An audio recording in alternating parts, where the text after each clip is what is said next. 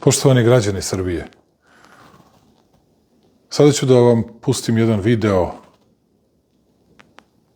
Pretpostavljam bit ćete šokirani, a onda ću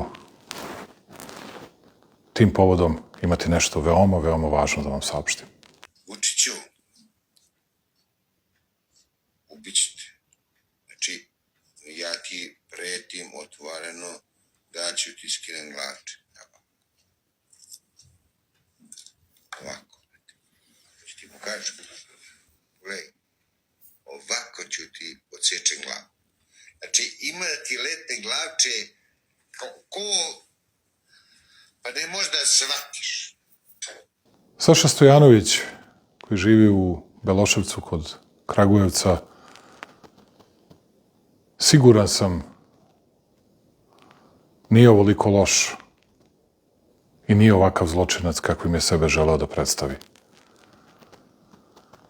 Siguran sam, jer ovo što je on izgovorio je plod manipulacije onih koji su hteli da nam podele Srbiju, onih koji su nam delili porodice, onih koji su preko svojih mainstream medija, društvenih mreža, ogromnim novcem s polja želeli da razore našu voljenu otadžbinu.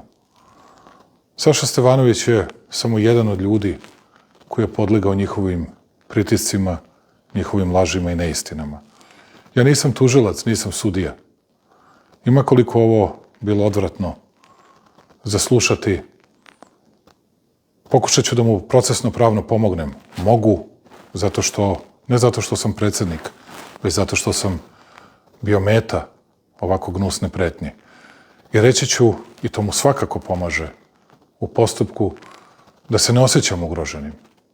Ne osjećam se ugroženim zato što sam siguran da se u njemu krije na kraju krajeva dobar domaćin, dobar Šumadinac kojeg je neko zaveo strašnim lažima, jezivim neistinama. I radujem se tome što će za pola godine ili godinu, ne da kaže izvinite predsedniče, već izvini Aleksandre, što će da se raduje novoj severnoj obilaznici oko Kragujevca, tome što je Stellantis u Kragujevcu danas možda i najuspešnija fabrika Stellantisa u svetu.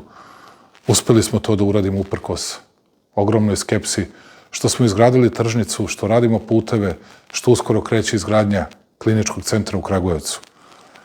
A ja sam uvek spreman čak i na otvaranju dela obilaznice da mu pružim ruku i da mu oprostim i lično za sve ovo što je strašno rekao. Jer ja ne želim da delim porodice, ne želim da delim Srbiju.